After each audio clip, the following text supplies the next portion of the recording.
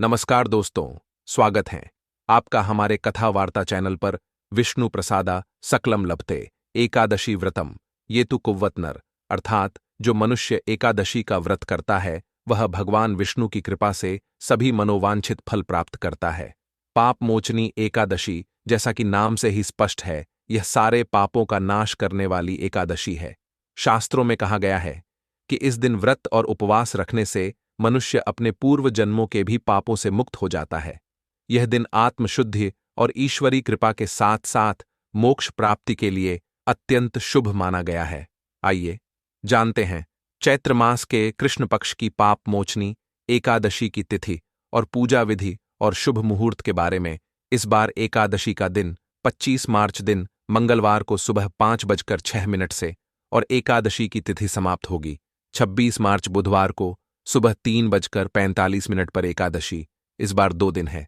ऐसे में व्रत रखने की तिथि को लेकर बहुत ज्यादा असमंजस बना हुआ है। लेकिन कौन सी तिथि में आपको व्रत रखना है, चलिए बताते हैं।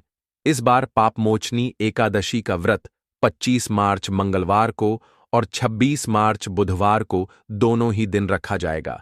25 मार्च मंगलवार के दिन एकादशी सारा दिन रहेगी सूर्योदय से पहले, लेकिन दशमी तिथि भी है। और जब भी दशमी तिथि के साथ एकादशी का संयोग होता है तो जो भी वैष्णव जन हैं वह इस दिन उपवास नहीं रखते हैं। ऐसे में वैष्णव एकादशी का व्रत रहेगा। 26 मार्च बुधवार को आप चाहे दोनों ही तिथियों में व्रत रख सकते हैं। दोनों ही तिथियां सही हैं। मन में आप बिल्कुल भी असमंजस ना रखें। द्वादशी तिथि प्रारंभ होगी 26 मार्च बुधवार को सुबह 3:45 से और द्वादशी तिथि की समाप्ति 27 मार्च गुरुवार को देखा जाए तो 26 मार्च बुधवार की मध्य रात्रि का यह समय होगा। सुबह 1:42 पर, यानी रात के समय में ही द्वादशी तिथि समाप्त होगी। और यह महादवाद होगी क्योंकि सुबह सूर्योदय से पहले से लेकर रात तक द्वादशी तिथि रहेगी। और ऐसे में बहुत से भक्त एकादशी के साथ साथ द्वादशी को भी व्रत रखते हैं, क्योंकि ऐसा संयोग बहुत कम ही देखने को मिलता है। और इस बार एकादशी का व्रत बहुत ही शुभ योग, यानी कि सर्वार्थ सिद्ध योग में रखा जाएगा। ऐसा संयोग बहुत ही कम हो कि एकादशी भी हो, सर्वार्थ सिद्ध योग भी बन रहा हो। तो ऐसे में शिव योग इस बार 25 मार्च को दोपहर 2:53 तक रहेगा और बाद में सिद्ध योग प्रारंभ हो जाएगा।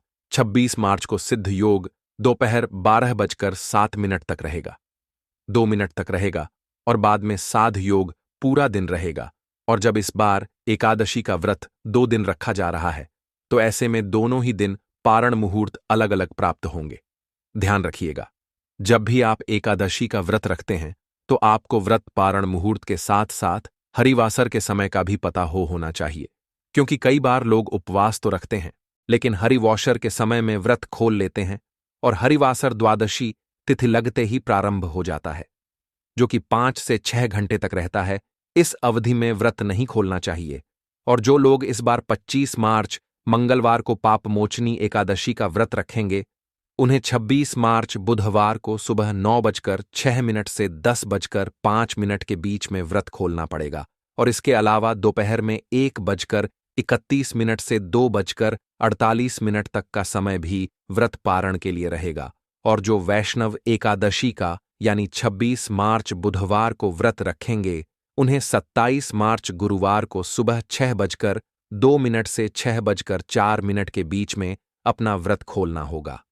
हालांकि इस समय तक त्रयोदशी तिथि प्रारंभ हो चुकी होगी, लेकिन फिर भी शास्त्रों में ऐसा वर्णन है कि वैष्णव एकादशी का व्रत रखने वाले भक्तों को त्रयोदशी तिथि के प्रथम पहर में व्रत खोलने से कोई दोष नहीं लगता, बल्कि यह एकादशी व्रत पूर्ण ही माना जाता है।